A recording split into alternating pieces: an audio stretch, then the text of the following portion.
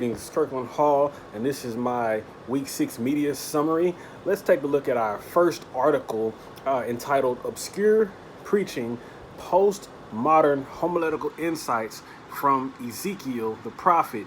This was done by Jacob Myers from the Columbia Theological Seminary.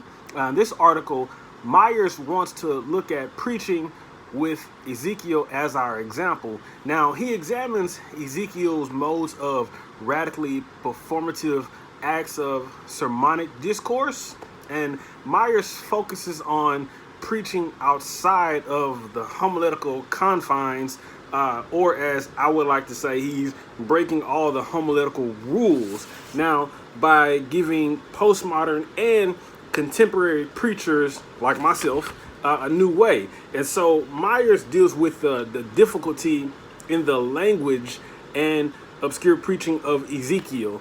And he does make mention of the crisis of preaching. That's what he calls it. He states that every generation of preachers faces the daunting task of homiletical reform. He suggests that the crisis that we preachers face now is that the epistemological and theological, those are the issues that we have now. This is how he comes to the choice of using Ezekiel, because Ezekiel illustrates modes of signification such as poetic, performative, and parabolic issues that help the postmodern preaching. And he concludes that we focus more on the semiological significance of Ezekiel's sign acts. This can include an articulation and meaningfulness. Now, his preaching is difficult on purpose to push the limits of the nature of language. That's why he uses the difficulty in language.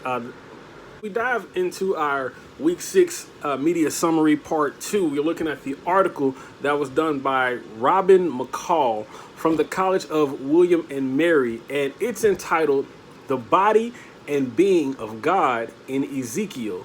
Now, McCall takes the imagery from the priestly and the Zion Sabaoth traditions referring to Ezekiel, and then he deals with a couple of questions. This entire article, he focuses on a couple of questions such as, does God have a body? And if so, what does his body look like? And he also deals with the question that where's the physical body? Where is he physically? Those are the questions of the overarching theme of this summary. And so when we look at the article, the question, so how does Ezekiel conceive God's body? That's the question that gives us an understanding of how Ezekiel understands God as a being. Now, the article first contextualizes it by looking at Ezekiel's theological influences, which happened to be owed to a priestly thought. He was identified as such in chapters 1, verse 3 of Ezekiel. Now, then we look at McCall focusing on the Zion Sabaoth tradition. He does take mention of the form and the substance of God's body, and also the divine characteristics or the divine self. And when we look at it, he concludes that Ezekiel's understanding of God's body includes a synthesis of images and ideas that are handed down through tradition, much so in priestly material. Ezekiel understands that Yahweh, God, is to be bound to a people, but not bound to a place. That's more so of the priestly thought. But he also shares a reflection of the motifs found in the Zion Sabaoth tradition, the theology, which references Ezekiel's anthropomorphic description of the divine kabod. I pray I'm saying that right, because I Googled it and I couldn't get a pronunciation. But the divine kabod resembling the images of Yahweh, where it says that he's enthroned upon the cherubim. So those are that's in summary of what this article was about.